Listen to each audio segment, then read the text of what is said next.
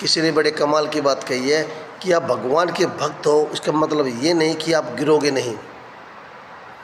इसका मतलब ये है कि जब भी आप गिरोगे वो आपको ज़रूर संभाल लेंगे। हाय दोस्तों, नमस्कार, जय श्री राम। मैं संजय चौहान एक छोटे से कड़े लेकर आपके बीच आया हूँ। दोस्तों, एक शहर के बड़ा आदमी, बहुत अमीर आदमी था।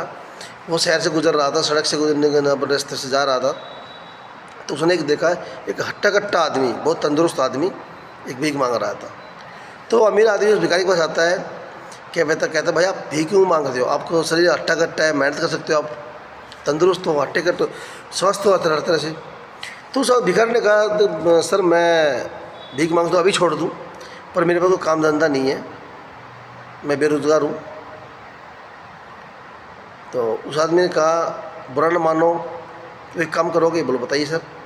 उसने कहा, मेरा चावल का बहुत बड़ा प्लांट है, उसमें आप मेरे पार्टनर बन जाओ, मेहनत करो और कमाओ। तो भिखारी बोला, सर मुझे आप पार्टनर बना रहे हो तो आप जो प्रॉफिट होगा कैसे बांटोगे? आप 20% मुझे दोगे, 80% आप रखोगे, या 10% मुझे दोगे, 90% आप रखोगे? बताइए। तो मुस्कुराता वो आदमी, जो अमीर आदमी था, उसने उस सर पे हाथ फेरा और कहा, ऐसा कुछ नहीं है, चिंता मत करो, आप जो भी प्रॉफिट होगा उसका सिर्फ और सिर्फ 10%, ओनली 10% मुझे दे देना, बाकी 90% आप अपने पास रखना। बस आपने कुछ नहीं करना, प्लांट में जाना है, वहाँ से चावल लाना है, बाज़ार में बेचना है, प्रॉफिट कमाना है, उसका 10% मुझे हिस्सा देना है। ठीक है जी। वो आदमी बड़ा खुश हुआ, ऊपर वाले को बड़ा धन्यवाद किया कि यार आपने तो पूरा, आपने अपना दूध मेरे पास भेज दिया, अपना बंदा अपने पास भेज दिया मेरे पास, कि जो मुझे नौकरी नहीं दी बल्कि मुझे अपना पार्टनर बना लिया, हिस्सेदार बना लिया काम में। दोस्तों, वो आदमी कहता, कहाँ आओ, काम करो, स्टार्ट करो, कोई दिक्कत नहीं है।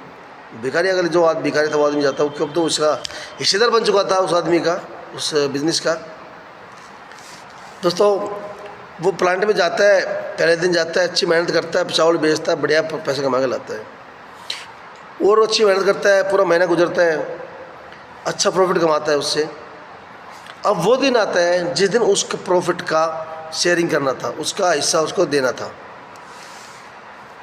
क्योंकि उसको 90% खुद का रखना था, 10% उसको देना था, जिसने इसको फिर इसमें अपना पार्टनर बनाया था। अब वो आदमी आता है, कहता भाई मुझे मेरा 10% दो। देखो, अब उस आदमी को ना वो 10% भी बहुत ज़्यादा लग रहा था, सोच रहा था इस आदमी ने किया ही क्या है, कि मेहनत तो सारी मैंने की है। तो आदमी कहता भाई मुझे 10% दो। तो आदमी कहता है, सर भाई मुझे ना अभी कुछ लॉस हुआ है, बिजनेस में, काम में नुकसान हो गया है, पैसे मर गए हैं मेरे, मुझे उसके देना, उसका उधार देना, उसका चुकाना है, अभी मेरे पास पैसा नहीं है, अगले महीने से आपको स्टार्ट कर दूँगा। तो आदमी कहता है, देखो भाई मुझे पता है, सारा पता है आपने कितना प्रॉफिट कमाया है, जब आपको प्रॉफिट हुआ है तो आपको मुझे 10% देने में क्या एतराज़ है? बताओ, मुझे % दो, मेरा हक है मेरा। तो वो अब सामने से कहता है, जो उसका हिस्सेदार बना था, वो आदमी कहता है कि भाई मैं आपको 10% क्यों दूँ? आपने किया ही क्या है? खाली एक अवसर दिया है, आपने मौका दिया है, बाकी मेहनत तो मेरी है। दोस्तों, आप ये अब बताओ, जवाब दो इसमें। तो अगर आप किसी को, आप बिजनेस में पार्टनर बनाते हो, ठीक है, पैसा लगाते हो, कुछ करते हो, और एक हिस्सेदार से कहते हो कि बस 10% मुझे देना, और आपके मुँह पे वो जो ये बोल दे कि आपने किया ही क्या है, आपने एक मौका ही तो दिया है, मैं आपको 10% क्यों दूँ? तो उसमें आपका क्या रिएक्शन होगा? बताओ, कमेंट में ज़रूर बताना है। दोस्तों, इसी में हम कहते हैं कि भगवान ने, हम सोचते हैं भगवान ने हमें ज़िंदगी दी है ना, एक ज़िंदगी दिया है, उसने भगवान ने किया, बाकी तो हम मेहनत को खुद कर रहे हैं, अपने बच्चों पाल रहे, पोस रहे हैं, हम हमारा नाम क्यों लें? दोस्तों, अगर 24 घंटे में से हम इतना सा समय भी अगर उसकी भक्ति में लगा दें, जिसके नाम, अब जिस भी नाम से उसे जानते हो, जिसका नाम लेते हो आप, अल्लाह, ईश्वर, गॉड, भगवान, जो भी है, उसकी भक्ति में लगा दो 10%, या मेडिटेशन में लगा दो, तो वो जीवन समझ जाएगा। दोस्तों, आप जो कमाई कर रहे हो उसका 10% हिस्सा कहीं पर डोनेट कर दो, आप किसी भूखे को खाना खिला दो, निवस्त्र को वस्त्र दिला दो, कि कन्यादान में लगा दो, गौशाला में दान कर दो 10%, तो उसमें बहुत बरकत होगी काम में।